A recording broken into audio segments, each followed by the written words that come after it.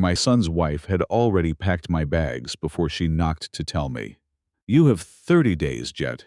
I set down the drill I had used to build that house and said nothing, because the coldness in her voice did not feel like cruelty. It felt like something much older than me. "My name is Jett Lockwood. I'm 66, a retired carpenter. This is a story about learning that understanding someone's pain doesn't mean you have to keep paying for it." The garage was the one place in that house where I could breathe.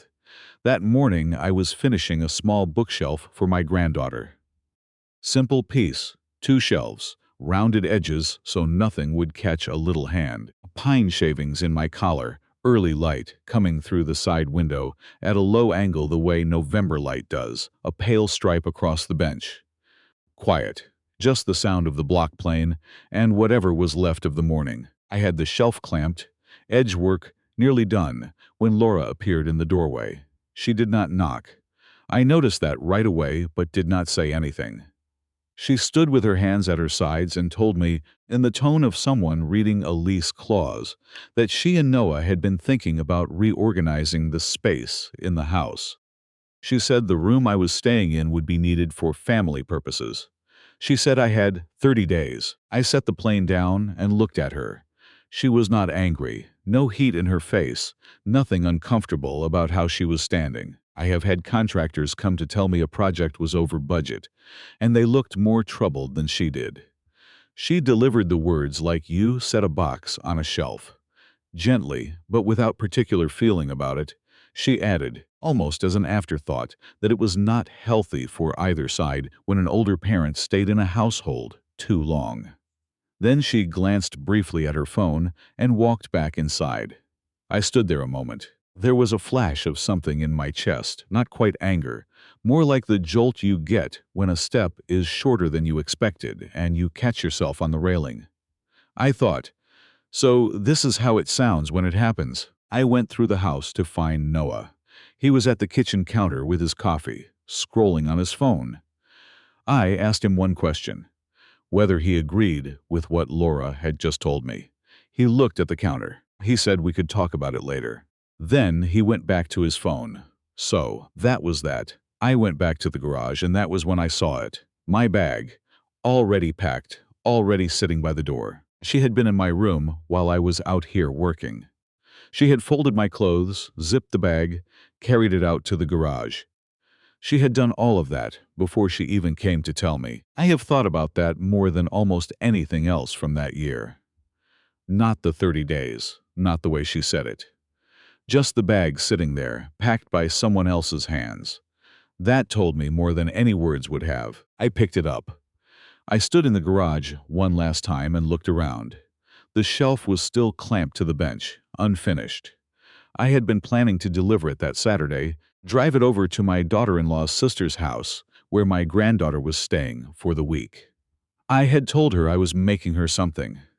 She had asked me twice since then if it was done yet. I looked at it now, the pencil line still visible where I had marked the curve on the edge, a 1/4 inch of work left in it, and I thought about how I was going to finish that shelf somewhere else, in some other space I had not yet found, and bring it to her with no explanation about where it had been made. She was 7. She would not ask. But I would know. My chisels, the ones I bought when Noah was in grade school, were lined up in their roll on the pegboard. A photograph of my wife pinned above the window. A snapshot from 30 years back, her leaning on the truck with her arms crossed, and that half smile she had.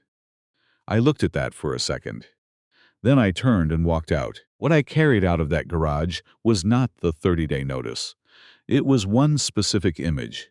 The look on Laura's face when she told me, or rather, the absence of a look. She had talked to me the way you might discuss a piece of furniture you have decided to move.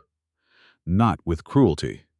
Just without consideration, I had given $165,000 for that house. Money from selling the home I built over 30 years, every wall framed and every floor laid by me. After the sale, I spent 8 months on this one. Ceilings, floors, cabinets, railings. My name was on none of the paperwork. Not a line. That evening, I sat on the edge of the bed and looked at the small walnut shelf I had made for the room that first winter. Laura had told me once it was the most beautiful thing in the house. I looked at it for a long time, and I will be honest with you, I did not feel the way if you feel when something is simply unfair. I felt the way you feel when a thing does not add up, and you cannot figure out which piece you have been reading wrong. Have you ever given everything you had to a place, poured time and money and years into it, and then looked up one day to find the person standing across from you was looking right through you like nothing had been exchanged? I am not asking you to answer that out loud. I just know some of you will recognize that feeling. I sat with it too. Noah grew up in my workshop, not in a sentimental way. He just showed up and stayed.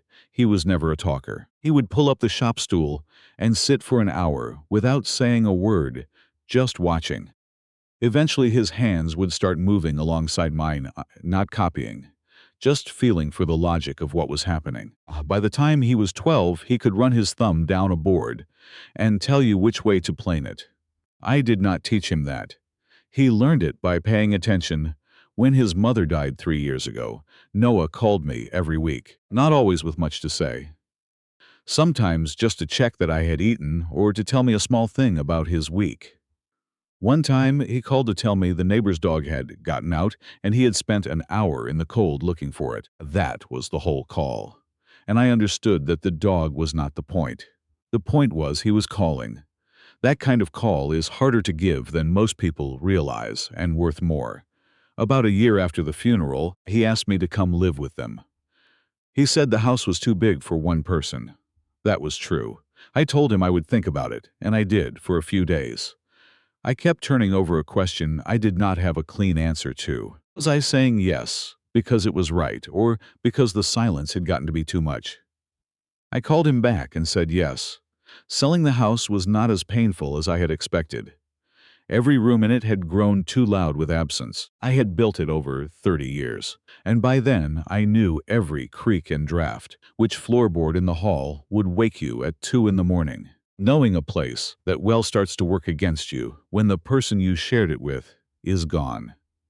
The $165,000 I got from the sale I put toward their house without conditions or paperwork, because that was what family meant to me at the time. The first year with Laura was not difficult the way conflict is difficult. It was more like a radio playing in another room, quiet enough to ignore but present enough that you never fully settled. She was polite. She kept the house orderly.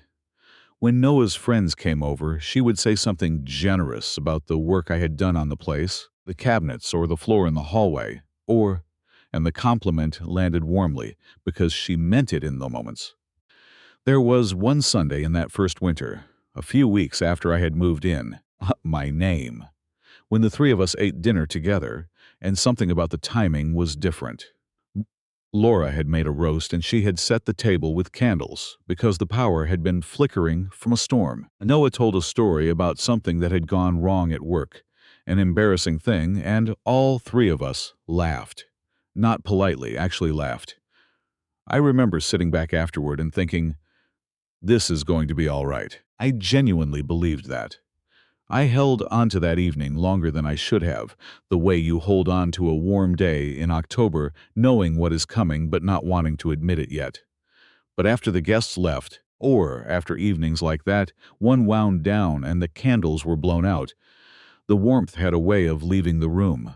She mentioned schedules, the rhythms of a young household.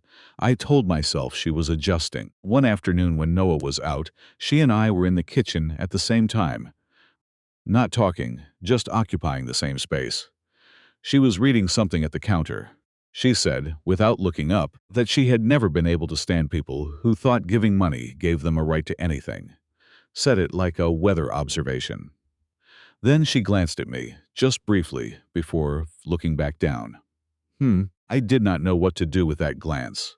I filed it somewhere in the back of my head and left it alone. Noah had grown quieter over those 2 years. Not cold, just careful. When the three of us were in a room together, he had a way of going very still, like he was listening for something that had not made a sound yet. I noticed it, and put it down to the ordinary weight of a man in his 40s with a household and a mortgage, and a father under the same roof.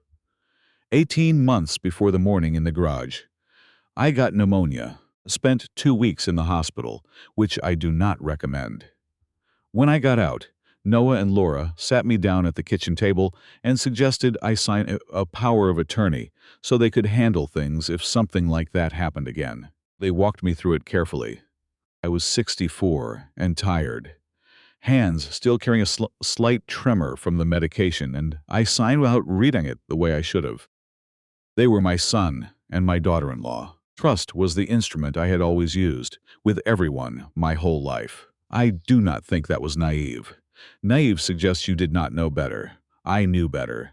I just chose not to apply what I knew, because applying it would have meant admitting something I was not ready to admit yet.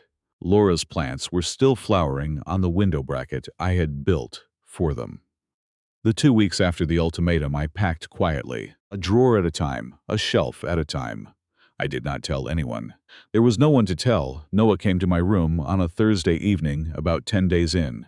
He knocked, which he had not done, and he sat on the corner of the desk chair with the look of a man who had rehearsed something and lost the order of it. He talked about stress and timing and complications, and he used the word difficult several times without saying what had been difficult or for whom. I let him finish. Then I asked him whether he knew what I had gotten for the house when I sold it. He went quiet and looked at the floor. I waited. Then he said, low and tight, "It was your decision. Nobody pressured you into anything." I did not answer that. What I thought, sitting there, was that he was right in the narrowest possible sense. Nobody had held a gun to my head. I had walked into every one of those choices with my eyes open and my hands full of money and labor and good intentions. But there is a difference between a decision made freely and a decision made in a context you were never warned would change. He knew that difference. He was choosing not to name it. And that choice, that small, careful avoidance of a truth he could see perfectly well, hurt more than the 30-day notice had. Because that was not Laura making a mistake. That was my son deciding which version of events suited him better. He left about 20 minutes later, still talking softly as he went. I heard his footsteps on the stairs and sat there until the house went quiet. Around 11, I went down to the living room and sat in the chair by the window. Without turning on a light, I could see the kitchen cabinets in the dark, pale shapes, and I looked at them for a while. Built them from raw poplar the second month I was living there, fitted every door by hand until the gaps were even. Good work. They would outlast whatever was happening in this house by decades. I was not out for blood. I want to be honest about that. What I felt was something that had been building quietly for weeks, a stillness that comes when a decision has been made and does not need to be made again. I had been telling myself a story about Laura, about Noah, about why things were the way they were, and I was done telling it. Whatever had driven her to do what she did, the fact of it was fixed. I had been treated like something in the room that needed relocating. I could turn that over every way I wanted, and it would still be the same fact. The next morning, I called Ted Harmon before the coffee was finished. Ted and I had worked together for years before he moved into property law. Small office in Charlotte, reliable mind, no theater. I told him I had something I needed to talk through, that I was not looking to start a war, just to ask a question. Before I loaded the first box into the truck that afternoon, I went through the old cedar trunk at the foot of the bed. At the very bottom, wrapped in a square of canvas, was a sliver of white oak I had taken from the window frame of my old house the morning of the sale. 30 years of grain in it. I held it a moment, set it on top of the first box. I did not know yet what I would do with it. I only knew I was not leaving it behind. Ted has a way of listening that most people lose somewhere along the way.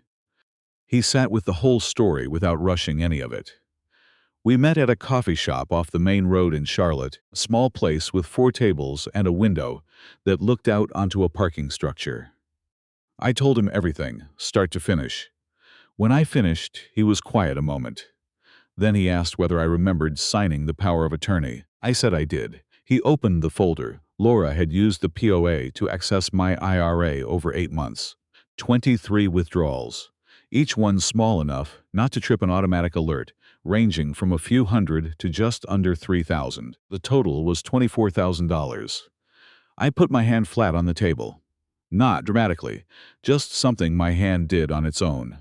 My coffee was in front of me, and I could feel the warmth of it, but I did not pick it up. I sat there with that number while the sounds of the coffee shop went on around me. A woman on her phone near the door, the low hiss of the espresso machine, and I thought nothing at all for about 45 seconds. Just sat inside the fact of it. It was not anger that came first. It was more like the feeling right before you hit the floor, when your body knows before your mind does. And your mind is still trying to catch up. What do you do when the number is in front of you, and it is worse than what you were trying not to think about? I sat with that question for a long time after that morning, and I am not sure I have a clean answer even now. Ted gave me time. Then he said there was something else. When he had called Noah to confirm some details about the account, Noah had gone quiet on the phone for a long time, and then he had started talking. Slowly, like he had been carrying something he had not intended to put down. Ted said, "He told me about her father." I got the feeling he had not told anyone that before. Laura's father had been an alcoholic. He had used money as his primary instrument of control, giving and pulling it back according to his moods, tying affection to debt and obedience. When Laura was 11, he left. I set my cup down and looked out at the concrete face of the parking structure. The remark she had made in the kitchen came back to me, whole, the one about people who think giving money entitles them to something. The glance before she looked back down. I had filed it because it made no sense. Now it did. She had not been looking at Jett Lockwood. She had been looking at the shape of something older, something she had spent years waiting to see reappear. An older man arriving with money, rebuilding the walls around her, making himself useful in every corner. Her father had been exactly that, and then he had used every inch of that presence to control and eventually leave. She had been waiting for me to do the same from the day I moved in. Maybe the first week, the control never came. But she had spent 35 years preparing for it, and one person's good intentions do not undo 35 years. That sat hard. I want to say something carefully here, because I thought about it for a long time after that conversation. I went back through those 2 years in my head, not to defend myself, but to look honestly. I had paid for things without being asked. I had renovated a house that was not mine.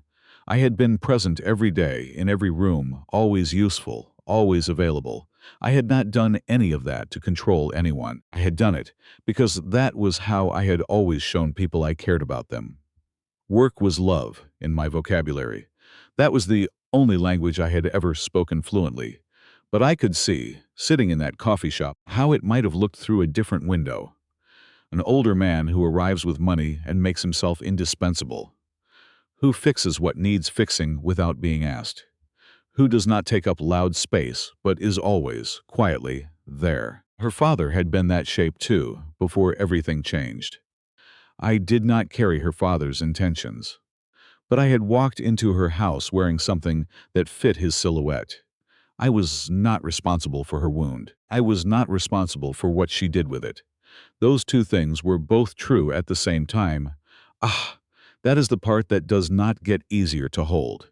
And I want to say clearly, understanding this did not dissolve the $24,000. It did not dissolve the 30-day notice. It did not dissolve what Noah had said in my room that night about my decision. Those things were still true. Understanding why someone does a thing does not make the thing unhappen, but it changes something in you, whether you choose it to or not. Does knowing the wound behind the cruelty change where you put your boundary?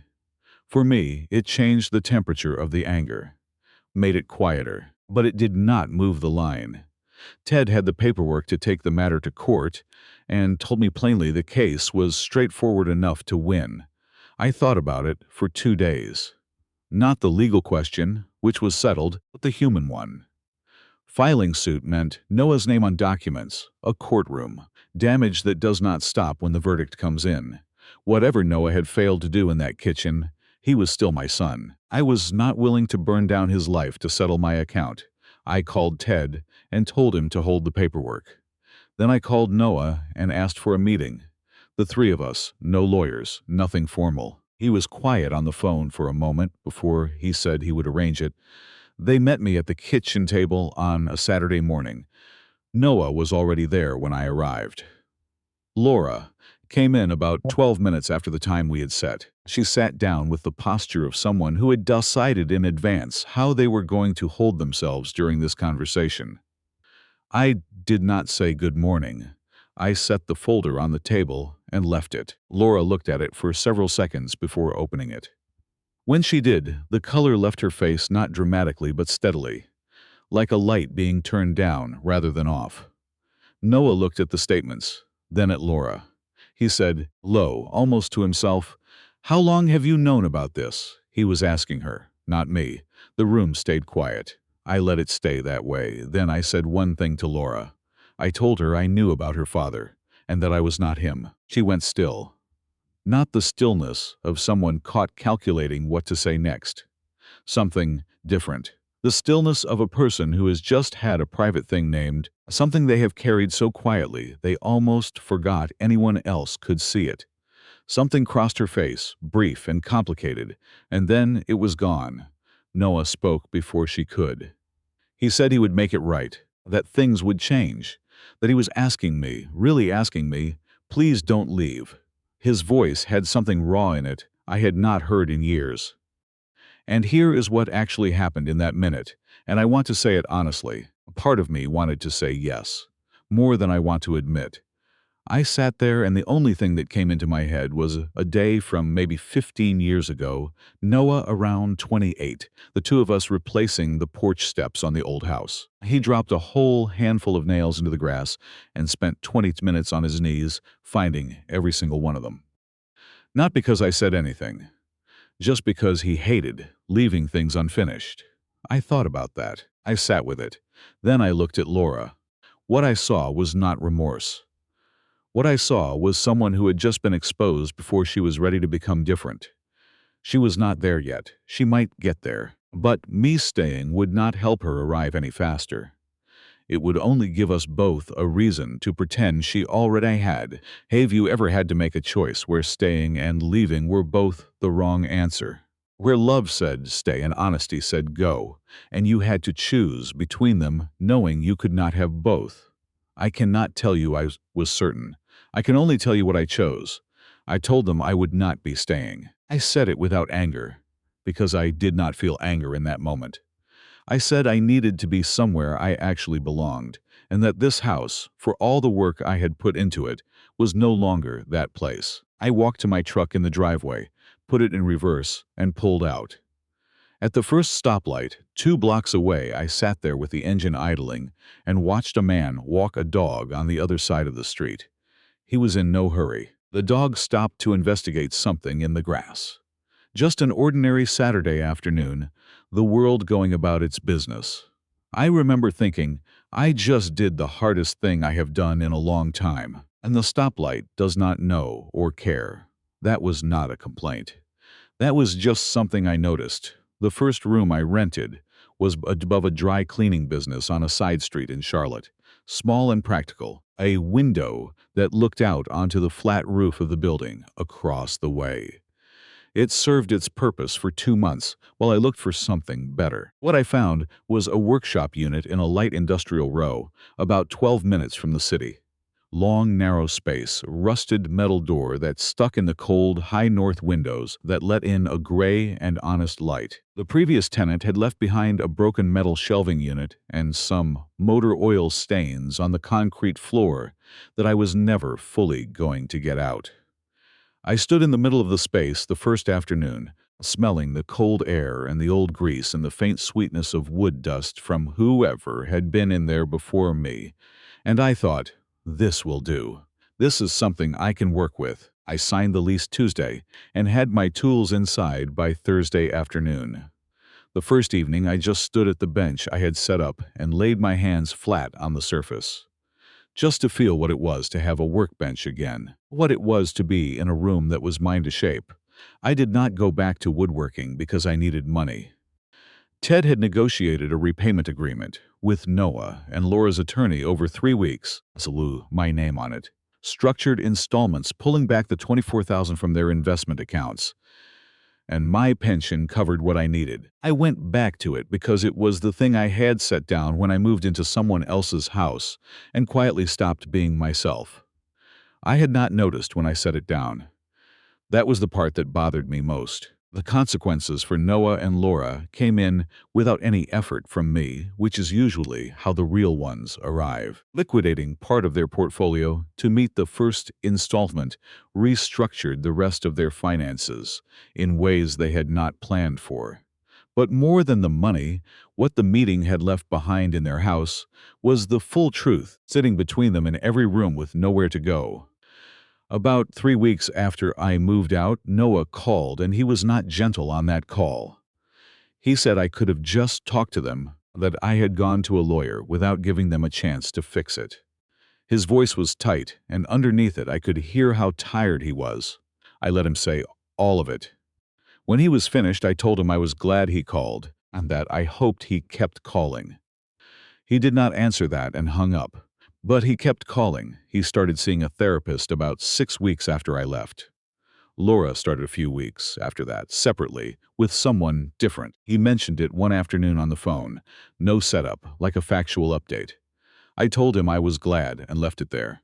One Wednesday, in late autumn, Noah drove out to the workshop. He looked rough. Jacket wrinkled, something not quite right about how he was standing, like a man who had not been sleeping well. He held out a plain white envelope and said Laura had asked him to bring it. I thanked him, set it on the bench. We talked about other things for a while before he left. The note was handwritten on plain paper, no greeting at the top. She said she knew what she had done. She said she understood that her father was not Jett Lockwood, and that she was sorry for treating me as though he were. One sentence had been crossed out and rewritten slightly to the right. The revised version saying almost the same thing with one word changed. I looked at that crossed-out line for a moment because it felt like the most honest part of the letter. She had been trying to get something right. She had not given up when the first attempt was wrong. There was no request for forgiveness in it. No invitation to respond. I folded it along its creases and put it in the inside pocket of my work jacket. I did not call her. I did not write back that week or the next. Forgiveness does not run on a schedule that other people set. I had learned that, and I was not going to unlearn it to make anyone more comfortable, including myself. The workshop found its footing slowly and without announcement. A furniture store on the north side of Charlotte started carrying 2 of my pieces in the spring, a bench and a side table, and they sold within the month. Nothing dramatic in it. Just steady work going out into the world and finding people who wanted something made to last. At the end of a long day in March, I stood in the middle of the floor and stopped. Pine shavings on the concrete, the amber ring of the work lamp over the bench, the familiar push of a hand plane on good oak. Nobody told me this was where I was supposed to be. I just realized I had stopped waiting for somewhere better to appear. The white oak piece had been sitting on the corner of the workbench for 3 weeks. I took it down one morning in late winter and sat with it under the north window light. 30 years of weather in the grain, a warmth in the color that did not come from any finish, a density that told you the wood had been patient while it grew. I started with a smoothing plane, slow passes, and on the third pass I hit a small knot I had not felt with my thumb and gouged the surface. I stopped, looked at it, decided the thing did not need to be perfect, and started again from a shallower angle. The frame came together over most of a morning, 4 pieces with hand-cut tenons at the corners. I sanded through 3 grits. Then I fitted a photograph inside, my wife and me in front of the first house I ever built, both of us younger than our kids are now. Both of us laughing at something someone off-frame had said that I can no longer remember. I hung it on the wall above the bench where I could see it while I worked. Not as a memorial, not as something I was keeping alive. As a record, this is where I came from, this is something I built, This is a life I actually lived inside. I put it there to remind myself that the man who built that house was still in me somewhere, had never gone anywhere, had only agreed to take up less space for a while. The note to Laura took 4 drafts. 3 of them said the right things in a way that still sounded situous, in a way that still sounded like managing the situation, and the 4th was the one that was actually honest. I sent it through Noah without a return address. I told her I had read her letter and sat with it a long time, and that it had helped me understand more than I had before. I told her that understanding more did not undo anything, but that I had decided not to carry the weight of it forward because it was not mine to carry. And I was 66 years old and done picking up things that did not belong to me. I hoped she found peace with what she needed to find peace with. I had found the place I belonged. I wished her the same. I sealed it and let it go. Noah and I still meet for coffee every few weeks at a diner, roughly halfway between us. Good pie, reliable coffee, booths where a conversation can breathe. He is different than he was a year ago. Something behind his eyes has settled. I do not comment on it, and he does not ask me to. I have not been back to his house since the morning I left. That is not a punishment. It is an honest accounting of where I belong and where I do not. The older I get, the less interested I am in pretending otherwise.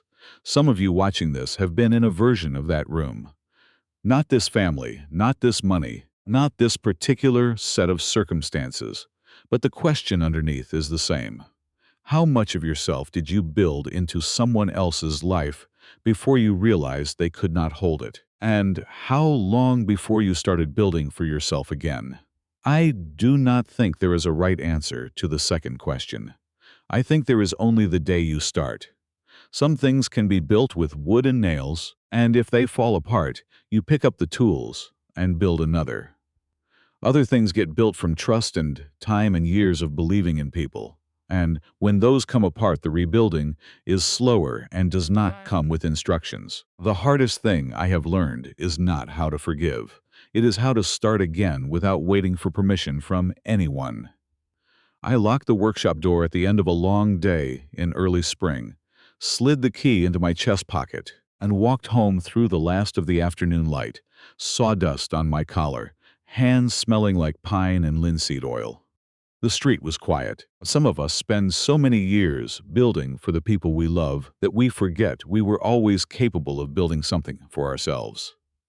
The capacity does not leave, it only waits. Thank you for spending this time with Jett's story. If there is someone in your life who helped you remember what you were worth before things fell apart, I would like to hear about them. Leave their name or their story in the comments below. And if this stayed with you, subscribe. Some stories are worth passing on, the same way a well-made thing is worth passing on, because something in it was built to last. This story uses recreated characters and events to reflect on family, boundaries, dignity, and healing.